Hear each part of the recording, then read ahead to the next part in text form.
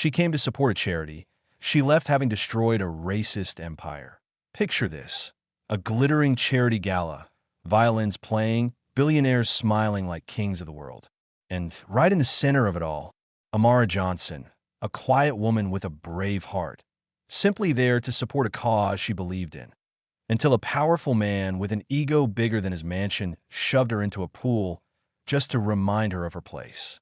What he didn't know was that the woman he tried to humiliate would expose decades of hidden racism and collapse his dynasty in just 23 minutes. This is the story of Amara Johnson, the woman who turned shame into history.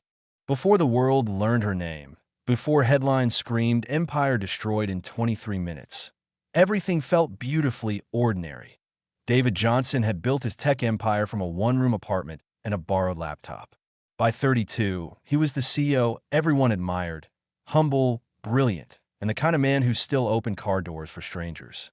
His wife, Amara Johnson, was no less extraordinary, a Harvard-trained lawyer with a razor-sharp mind and a heart that fought for justice long before she entered courtroom.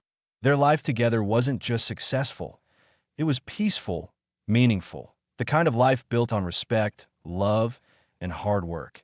Then came the gala. That night, billionaire Richard Whitmore, a man whose empire was quietly crumbling behind gold-plated walls, had requested a meeting with David. He needed David's new AI system to save his dying businesses, and he disguised desperation behind a polished smile. When David and Amara arrived at the charity venue, everything sparkled: chandeliers, marble floors, flowing gowns. Whitmore welcomed them with a smile too wide to be genuine. And while David extended his hand politely, Amara felt something cold coil in her stomach, because Whitmore's eyes told the truth his mouth didn't. Irritation, superiority, something darker. Every time Amara spoke, his fake politeness thinned, a stiff smile, a dismissive nod, a subtle narrowing of the eyes. He complimented her intelligence with a tone that felt more insulting than praising. He laughed a little too loudly at her suggestions, as if she didn't belong in the room of important men. David didn't notice at first, but Amara did. There was something rotten beneath Whitmore's charm, a hatred so carefully masked that only a woman who had seen it before could recognize it. And in that moment, Amara knew this night would not end peacefully.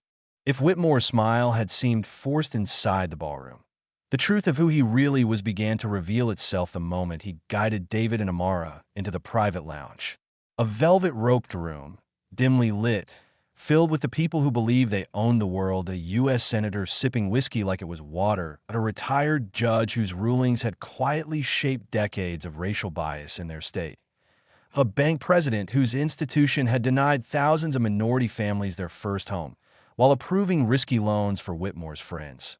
These were not just Whitmore's friends. They were the architects of his power, and tonight, that power was cracking. "David, come meet the real decision-makers," Whitmore said, giving Amara the kind of glance one saves for a stain on their shirt. David introduced her proudly. Whitmore did not. The men lifted their glasses, already half drunk, their arrogance growing louder with every "yes, I peed a tea first." The conversation danced around business, politics, old deals. But then Whitmore, loosening under the alcohol, allowed the mask to slip. "So, David," he said, swirling his drink, "your AI could have helped filter employees by, let's say, reliability." The senator smirked. The judge chuckled. Amara felt her stomach turn. "Reliability?" she asked, her voice calm but sharp. "Or race?" Whitmore froze. The room stilled. The senator broke into a laugh. "She's feisty. You didn't tell us she had opinions." The judge added, "Harvard, right? Shame. The good ones used to know their place." It was said with casual cruelty, as if discussing the weather, that David's jaw tightened. "That's enough," but Whitmore cut him off. Oh, come on, David. We're just talking. You know how things work. Some communities just don't fit the standard." There it was, the truth rising like sewage from a broken pipe. Whitmore leaned back, drunk confidence pouring out in a slow leak. "You think I built my empire by giving everyone equal footing," he said. No. Doors stay closed for a reason." The senator nodded. "And the public doesn't need to know the reasons." The judge added, We've kept the country stable this long. If we let certain people run it, Amara stepped forward. You mean people like me? Silence again, did a different kind this time. The kind that follows a threat. Whitmore's smile flattened. Amara, don't make this emotional. We're talking business. And I'm talking humanity, she replied. The bank president scoffed. See, Richard, this is why you don't bring them into decision rooms. They always turn it personal. The word them lingered in the air like poison. David moved toward Amara, but she placed a firm hand on his arm. She wasn't afraid. She wasn't backing down. Whitmore's eyes narrowed. Annoyance cracked into anger. You know what? He said, finishing his drink. Why don't you go get some air, Amara? The men are talking. The M-E ended a S if she didn't exist, a S if her achievements, her degree, her brilliance, none of it mattered. Amara walked out, not because he told her to, but because staying in that room for another second would have meant drowning in a century's worth of quiet racism.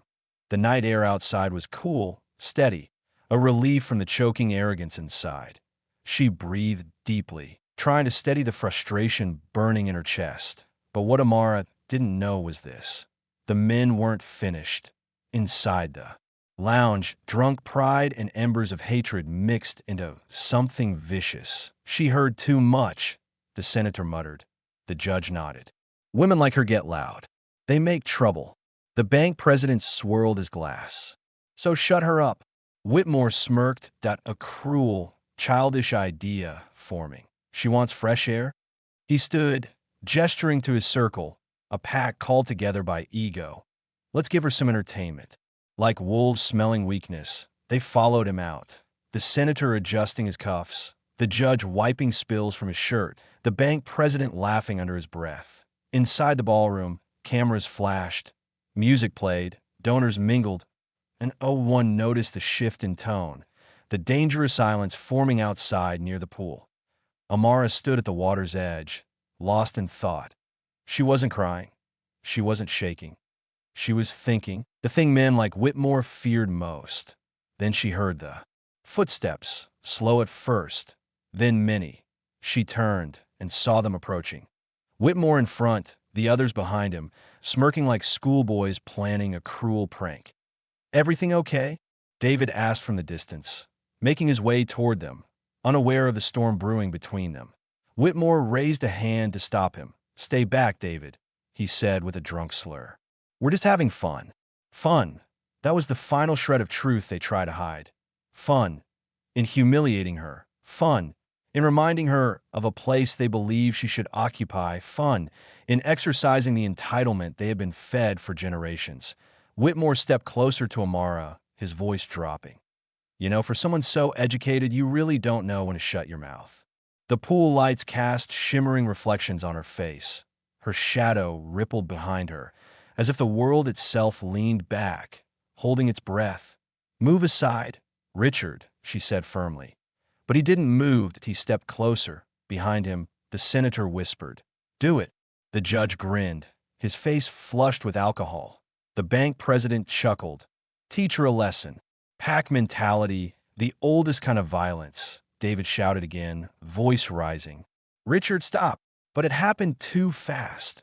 Whitmore smirked, placed his hand on Amara's shoulder, and with a sudden shove, he pushed her backward. Her heels slipped, her balance broke, and the world, for a split second, held still. Amara Johnson, a Harvard lawyer, a woman of dignity and brilliance, stood alone at the edge of the pool, surrounded by men who believed their entitlement made them untouchable. The mask was gone. The hatred was exposed. And the storm had finally begun. For a moment after Whitmore shoved her shoulder, everything slowed. The shuffle of shoes, the clinking of glasses from inside the ballroom, the soft music drifting through the open doors. The world balanced on a thin line between cruelty and catastrophe. And Whitmore crossed it. Amara steadied herself at the pool's edge, breath trembling but posture unbroken. She would not give him the satisfaction of fear, but Whitmore wasn't finished. There was alcohol on his breath, anger behind his eyes, and a lifetime of entitlement tightening his jaw. You think you belong here? He hissed. His voice was louder now. Not a whisper, not subtle, a public declaration of the hatred he'd kept hidden for years. The senator stepped closer, emboldened. The judge folded his arms. The bank president grinned like a spectator waiting for a show. Whitmore pointed a finger at her chest. "You people, always acting like you're smarter, like you're equal." His words were venom, sharp and deliberate. "You walk in here with that Harvard degree and think it changes what you are?" Inside the ballroom, guests began noticing the commotion. Heads turned. Conversations paused. Whitmore's voice grew louder, sloppier, fueled by arrogance and alcohol. "You're nothing but a slur spilled from his mouth." Point one, Amara had heard before. Point one, she had spent her entire life rising above. Point one, that carried the weight of centuries. A woman near the bar gasped. A cluster of guests stepped closer, phones already in their hands. The crowd wasn't whispering anymore. They were recording. Red lights, phone cameras, murmurs. The world was about to witness something it could never unsee. But Amara did not step back. She stood tall, drenched in dignity, not fear. "Richard," she said quietly, "you're exposing yourself." He barked a laugh. "No, I'm exposing you, reminding you of where you stand." Her voice remained steady. "Where I stand is on my own achievements, my own merit, something you've never had." The crowd murmured. Even the senator blinked in surprise. Not used to being challenged in public, Whitmore's face twisted with rage. "You want a show?" he growled. "Fine." He stepped closer, towering over her, spitting insults, slurs, threats, each one uglier than the last. "You think your husband matters? You think you matter? Let's see what everyone thinks after tonight." Phones lifted higher. More guests gathered. The atmosphere thickened with disbelief, outrage, anticipation. Amara inhaled slowly. "Stop before you destroy yourself." But Whitmore wasn't listening. Hatred had taken the wheel. He jabbed her shoulder with 2 fingers, hard. "A woman like you needs to learn who runs this country. Not you." She said it was the last thing she said before it happened.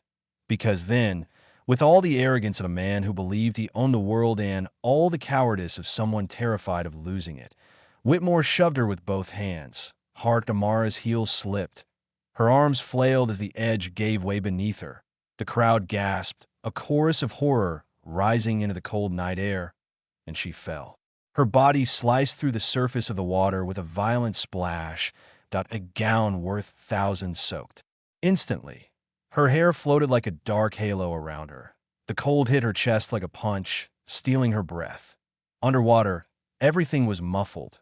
The laughter, the screams, the phones recording, the music still playing inside. For a moment, the world disappeared into silence. And then Amara. David's voice cut through everything. He sprinted across the deck, his footsteps a blur, his eyes wild with fear and fury. He dropped to his knees at the pool's edge just as Amara surfaced, gasping for air, shivering, mascara streaking down her cheeks, but still refusing to cry. David plunged his arm into the water, pulling her toward him, holding her as if the world might steal her away again. The gala froze. The band stopped. Guests ran outside. Dozens of phones pointed like weapons at Whitmore, and his circle. "Richard!" David roared. "What did you do?" Whitmore scoffed, trying to stand taller, but panic flickered behind his eyes as he realized how many cameras were recording. "She slipped," he said. "She provoked us," the senator added. "She was being emotional," the judge mumbled. But it was too late. The truth was already captured from every angle. David stood, dripping water from his soaked sleeve, fury radiating off him. "The deal," he said, voice trembling with rage, "is over." Whitmore blinked. "David, don't be stupid." "No," David stepped forward. "I will never work with a racist. Not for $1 billion. Not for $1 trillion. Gasps rippled through the crowd. A couple whispered, "His company needed that deal." Another said, "He just walked away from generational wealth." Someone else murmured, "He chose his wife over everything." Whitmore laughed nervously. "David, listen. You're emotional. Don't speak to me about emotion." David snapped. "You attacked my wife." His next sentence was the end of everything. "You're finished." Those words echoed across the pool deck. A reporter who had been invited to cover the gala lifted her camera. Influencers live-streamed. Guests whispered in shock. And then, the internet took over. Within minutes, videos shot from different angles were uploaded. Point one caption read, Billionaire pushes woman into pool after racist rant. Charity gala gone wrong. Another, hashtag Poolgate. Share this before he deletes everything. Within an hour, Twitter and TikTok exploded. Who is Amara Johnson? Expose Whitmore. Arrest him. Justice for Amara. Racism in 2025, still alive among billionaires. Clips circulated with millions of views. News outlets began requesting statements before the night even ended. Celebrities reacted. Civil rights activists weighed in. Whitmore's PR team tried to shut everything down, but it was too late. The truth had escaped. David wrapped a towel around Amara's shoulders, his voice softening as he held her close. I'm here, he whispered. He'll never hurt you again. Amara leaned into him, shivering but unbroken. She looked around at the faces, the cameras, the shocked silence settling over the gala. Something had changed. Something irreversible. She had not just fallen into that pool. She had been pushed into a turning point, one that would destroy a dynasty and rewrite the legacy of everyone standing there. And the world was watching. When the clips of Poolgate hit the internet, it didn't feel like just another scandal. It felt like a wound reopening across the nation. Within 4 hours, nearly every major news network had switched from election predictions and sports recaps to a single headline. Billionaire Richard Whitmore caught in racist attack. Investigation underway. CNN ran it, BBC aired it, Al Jazeera replayed it, TikTok stitched it 10 million times by morning. And the nation didn't just watch. It erupted at protests. Ignite Sunrise, Whitmore's towering headquarters, a 42-story steel monument to ego, was surrounded by thousands. College students, civil rights groups, Whitmore's former employees, mothers with their children, veterans, grandparents. They held signs, Justice for Amara, racism is a crime, and the old power. He shoved one woman, but hurt millions. Chants shook the streets. No more Whitmore. Accountability now.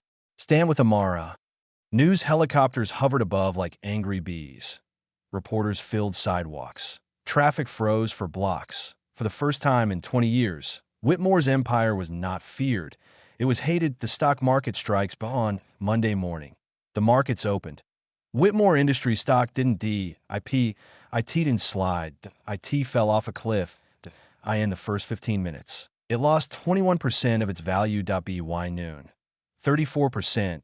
By market close, 47%. Shareholders panicked. Investors screamed into phones. People who once celebrated Whitmore's ruthlessness now cursed his name. A financial anchor on live TV said the words Whitmore feared most. This company may never recover.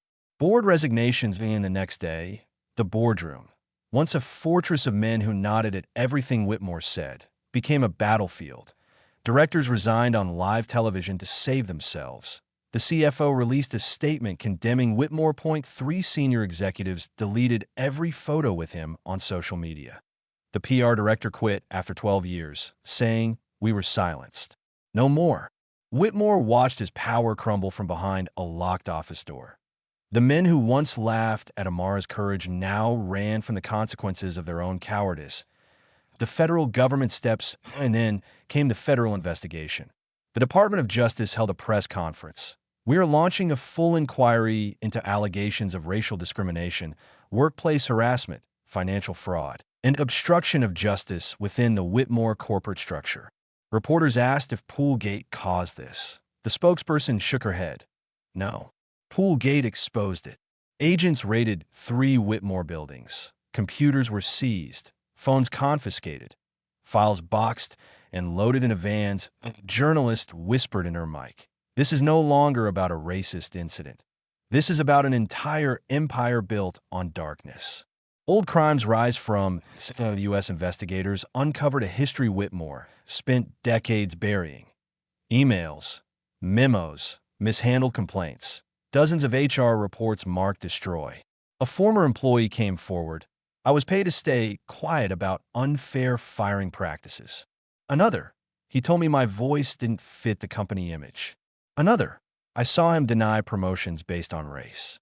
He laughed about it. Each confession hit the news like a hammer. Then came something worse. Audio recordings, that hidden recordings leaving an anonymous whistleblower leaked 6 hours of private audio from Whitmore's office. The nation heard everything.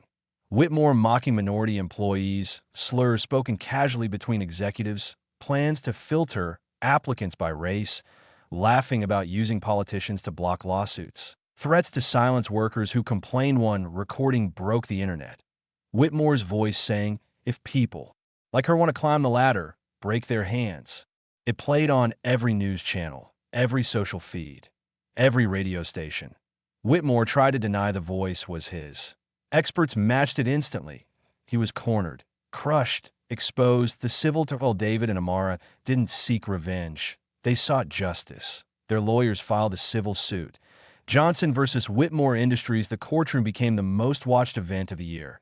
Amara sat with quiet dignity, her hand in David's. Whitmore entered flanked by attorneys, pale, sweaty, trembling under cameras that once adored him. Witness after witness stood. Employees he fired for speaking up, women he degraded, workers he underpaid, managers he threatened, lawyers he tried to bribe. The leaked recordings were played. The courtroom fell silent each time. The judge's gavel echoed like thunder. In the end, the verdict came in 7 words. Whitmore Industries is guilty on all counts. The judgment, $65 million, payment for damages, harassment, emotional trauma, and punitive penalties. That it was one of the largest civil penalties for racial discrimination in state history. The crowd outside erupted. Journalists called it the judgment heard across the nation. The fall. The company could not recover. Shareholders fled. Banks withdrew support. Partnerships collapsed. Employees walked out. Within 5 weeks, Whitmore Industries filed for bankruptcy. The business empire worth $3.20 billion gone. And it wasn't the end. The family. Whitmore's wife left him quietly at dawn, taking only a suitcase and their 2 children. She released one statement: "I will not raise my children under a legacy of hate." Reporters spotted her moving into a small home across town. She refused every interview. Whitmore tried calling her 47 times. None were answered. He once thought he owned the world. Now he couldn't even keep his own family.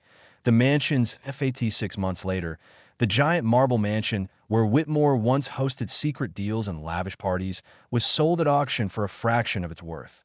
The buyer? A nonprofit community coalition led by minority leaders, teachers, youth mentors, and activists. They converted the mansion into the Amara Johnson Community Center for Justice and Education. The ballroom became a study hall. The wine cellar turned into a food pantry. The office where Whitmore bullied employees became a legal aid clinic. The pool, the same pool where he shoved Amara, was filled with flowers and renamed Reflection Garden. Children played where corruption once thrived. Families gathered where cruelty once whispered. It was poetic justice. Not just for Amara, but for everyone Whitmore had harmed. The final blow, and the criminal charges arrived next. Money laundering, fraud, civil rights violations, obstruction, coercion, tax crimes. In a final court appearance, Whitmore tried to speak, but the judge silenced him. "Mr. Whitmore, your power protected you long enough. Today it ends." He was sentenced to 17 years in federal prison. The same men who once bowed to him now refused to utter his name. That he entered prison alone. No empire, no board, no wealth, no family, no supporters. Just a broken man facing the world he had tried to dominate. His name becomes WNG. Schools began using the Whitmore case. In ethics lessons. HR departments updated their training programs with footage from Poolgate. Companies rewrote discrimination policies. Civil rights leaders called it a historic shift. Children learned his name not as a symbol of success, but as a caution: don't be a Whitmore. Never let power become poison. Racism destroys everything. Politicians referenced him in speeches. Newspapers called him the fallen king of corruption. Comedians joked about him on late-night shows. Social justice groups used his downfall to protect others. Richard Whitmore had dreamed of leaving a legacy. He did, just not the one he wanted. His name became a national warning, a reminder that arrogance has limits, hate has consequences, and justice, always finds a way. When Whitmore's empire fell, many believe the story ended there, with justice served, with truth finally louder than power. But for David and Amara, the collapse of darkness wasn't the final chapter. IT was the beginning of something brighter. TechFlow rises. The world watched in awe as David walked away from the billion-dollar Whitmore deal without hesitation. Some investors called it the biggest financial mistake of the decade. They were wrong. Within months, millions rallied behind him, not because of his technology, but because of the courage he showed that night. People trusted a man who chose integrity over money. New partnerships formed organically. Cities invited him to rebuild aging public systems. Hospitals adopted his AI for diagnostics. Schools integrated TechFlow's learning platform. Within 2 years, TechFlow became a global leader, celebrated for transparent ethics and equal opportunity hiring that a journalist wrote. David Johnson didn't build the world's most trusted tech company, but he built the world's most trusted example of what leadership should look like. David remained humble, that he credited every success to one person, Amara. Amara becomes a federal judge. Amara's quiet strength during Poolgate inspired millions, especially young women who saw in her a reflection of their own battles. She didn't just survive humiliation, she transformed it. Law schools invited her to speak. Civil rights groups honored her. Universities awarded her honorary doctorates. But the greatest moment came when the President of the United States nominated her to serve as a federal judge. During her confirmation hearing, senators praised her courage and clarity of mind. Point one said, "You didn't just stand up to a billionaire. You stood up to a system." Her confirmation passed unanimously, a rarity in modern politics. When she took her oath, her voice didn't shake. She had already learned to speak truth to power long before she ever entered a courtroom. The Johnson Foundation, in honor of the thousand harmed by discrimination, David and Amara launched the Johnson Foundation for Justice and Opportunity that IT funded. Legal support for harassment victims, scholarships for underrepresented students, small business grants for marginalized communities, therapy and recovery for those traumatized by hate incidents, nationwide awareness programs for civil rights. Within a year, the foundation helped more than 20,000 families, and it all began with one woman who refused to bow. Their story becomes a lesson. Business schools, law schools, and leadership academies began teaching the Whitmore case. Professors used Amara's words, David's choices, and the world's reaction as core lessons about ethics, courage, and the cost of silence. Future CEOs studied it as a model of moral responsibility. Future lawyers studied it as a turning point in modern civil rights. Young students wrote essays titled, "Be Like Amara, Lead Like David." Their story stopped being news. IT became a blueprint. The pool reborn, the pool at the old Whitmore mansion. The same pool where Amara had been shoved in front of the world was filled with fresh tiles, lined with flowers, and given a new name, the Amara Johnson Reflection Pool. Families visited it like a landmark. Children tossed petals into the water. Survivors of discrimination sat at its edge and found peace. A plaque nearby read, "Where hatred tried to drown her, the world learned to rise." The balcony. One evening, long after the lawsuits and protests had faded, David and Amara stood together on the balcony of the community center that now bore her name. The sun dipped low over the gardens. The reflection pool shimmered. Children laughed in the courtyard. The community healed in the background. David took Amara's hand. Amara leaned gently on his shoulder. For a moment, they stood in silence. The kind of silence you earn only after fighting a war you never asked for. Then, as if speaking to every person watching, every survivor, every fighter, every dreamer, Amara whispered the words that would one day be etched into history books. "Never fear those who try to break you," David finished. "Fear the power you discover when you refuse to bow." And together, they watched a new world rise. As the world moved on from the chaos of that night, one truth remained unshaken. Strength isn't measured by how hard life hits you, but by how powerfully you rise after the fall. Amara and David's journey wasn't just justice. It became a reminder that every voice matters, every stand counts, and every act of courage can rewrite history. If this story inspired you, hit the like button, subscribe for more powerful stories, and share this video so the world never forgets. No one can silence you when you know your worth. And if you're ready for another story that will move your heart, watch the next video on your screen right now.